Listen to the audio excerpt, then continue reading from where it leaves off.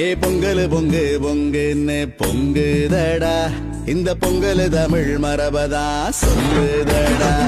ஏ பொங்கல் பொங்கு பொங்குன்னு பொங்குதடா, இந்த பொங்கல் தமிழ் மரபதா சொல்லுதடா.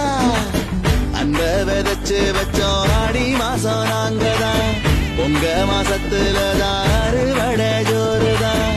எல்லா உறவுகளும் ஒன்னா வந்து சேர்ந்தா கதிரும் மலர்ந்து நிக்கும் தைத்திருநாள் தான். பச்சரிசி பொங்க வச்சு பாடு, புது வட்டமிட்டு கும்மி கொட்டியா.